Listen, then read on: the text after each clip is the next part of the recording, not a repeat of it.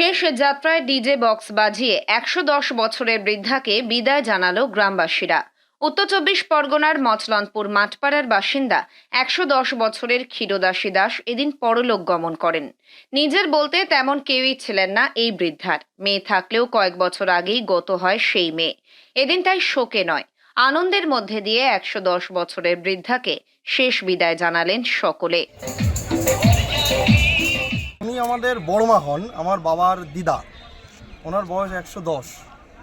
তো সেই ক্ষেত্রে আমরা ওনার নাতি ছাতি মানে আরও কিছু বললে চলে আর কি, মানে জেনারেশন ৫ নম্বর চলছে একদম। তো সেই ক্ষেত্রে আমরা চাইছি যে উনি মারা গেছে বলে আমরা শোক করব না, আমরা আনন্দ করব। আমরা যেহেতু ওনার বয়স ১১০ হয়ে গেছে, ঠিক আছে, কিন্তু আমরা ওনাকে বলেছিলাম যে আমরা যখন মারা যাবে তোমাকে আমরা আনন্দ গান বাজনা বাজিয়ে আমরা নিয়ে যাব। মোটামুটি তো ১৫০-২০০ হবে।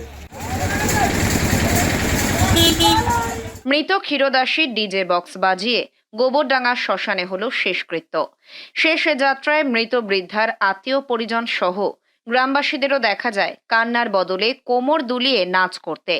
সকলে মিলে ডিজে বক্স বাজিয়ে মাঠপাড়া থেকে গোবরডাঙ্গা শ্মশানে নিয়ে আসেন ১১০ বছরের ঠাকুমার দেহ।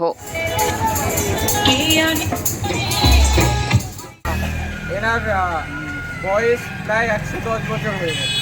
তো ১১০ বছর এখনকার মানুষ দেখা যায় না সেরকম ১১০ বছর।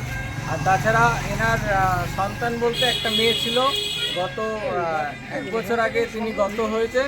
সবাই মিলে ঠিক করেছিলাম ইনি যদি ১০০ বছর বেশি বাঁচে, আমরা সেটার ঠিক একটু অন্যরকম ডিজে বাজিয়ে আমরা তাকে নিয়ে এসেছি।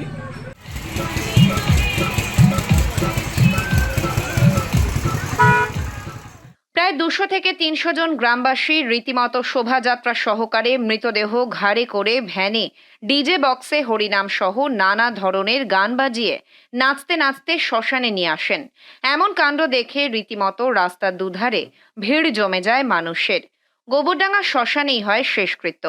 স্থানীয় সূত্রে জানা যায় ১১০ বছরের বৃদ্ধার নাতি এবং গ্রামবাসীরা দিদাকে কথা দিয়েছিলেন শোকে নয়, আনন্দ করেই শেষ বিদায় দেবেন তাঁকে। তাই কথা রাখতেই ডিজে বাজিয়ে ১১০ বছরের বৃদ্ধার শেষ বিদায়ের সিদ্ধান্ত আত্মীয় পরিজন থেকে গ্রামবাসীদের।